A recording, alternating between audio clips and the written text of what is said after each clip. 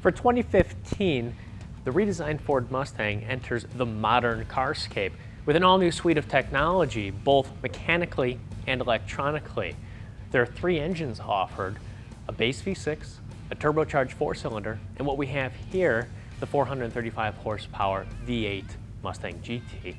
Now the car is physically more rounded for 2015, but with all of this new technology aimed to increase the refinement and sophistication, has the Mustang lost its edge? The new looks are lower and wider than before. The rear track actually has an additional 2 inches of width, and up front, each of the three engines has its unique grille for its own cooling properties. I'm a big fan of how the GT's grille looks. The new fastback shape blends into perhaps one of the most controversial styling decisions of the new Mustang, and that's the rear end.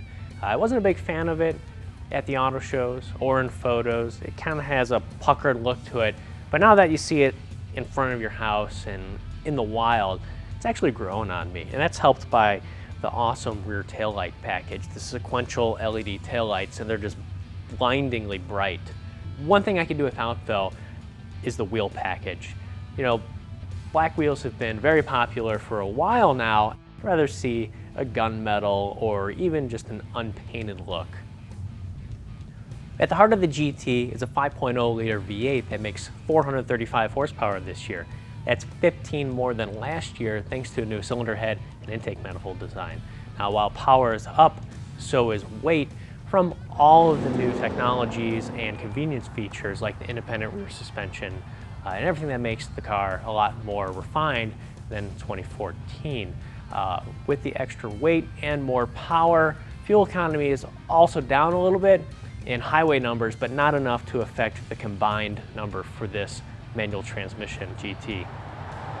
The Mustang is all grown up on the inside. This is a $46,000 car, and you know what? It feels like a $46,000 car. They're very nice interior touches, like the stitched dashboard and these very cool toggle switches that control the various driving modes and steering and stability. One of my favorite new features that they've kind of modified a little bit is the manual transmission shifter. On the 6-speed manual transmission in this GT, there's a new shift linkage, and it creates a much more positive, precise feel in the shifter. Now that pairs with something I don't really like too much, and that's the clutch pedal. It's really heavy for a GT, and it doesn't feel that heavy at first, but it wears on you very quickly. And I'm also not a fan of these optional Recaro seats. They have all of their grip in the midsection, but there's not a lot of back support. There's no power function, and there's no heated seats either. It was 38 degrees today when I got outside. I wanted heated seats. When you're not fighting the clutch pedal in traffic, the Mustang otherwise has the same brutish charm as it always had, but with a new level of sophistication in how it rides, thanks to the new independent rear suspension and stiffer chassis.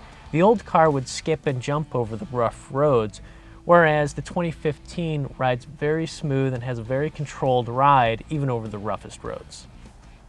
The Mustang has a new front and rear suspension, and this performance package car, it's a lot of fun on the track. It's one of the most entertaining and confident driving Mustangs I've had on the track in recent years, but it's not exactly perfect. You'll surely see more performance packages in the future, but this car is a little less than desirable as far as body motion control. The nose pitches back and forth, and it's a little wallowy when you're really getting aggressive, but at its limits, the car is more predictable and controllable than ever. Now, speaking of that performance package, it's $2,500 and has a ton of equipment.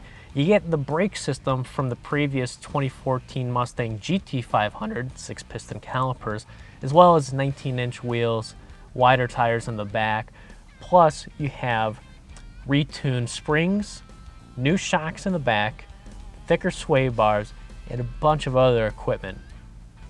The GT with performance package was benchmarked to Ford's previous Boss 302, and they say the 2015 GT with performance package is faster than the Boss 302 in their testing. The 2014 Mustang, you could squeeze an adult in the back, but it's even harder now with the more aggressive roofline. The trunk, though, remains the same size, and we fit 2 sets of golf clubs back here. Overall, the Mustang has a lot more sophistication. It's much more modern than it was before, and that's exactly what it needed to compete with not only the Challenger and Camaro, but with any $45,000 sports car. And it does that without losing its signature Mustang charm.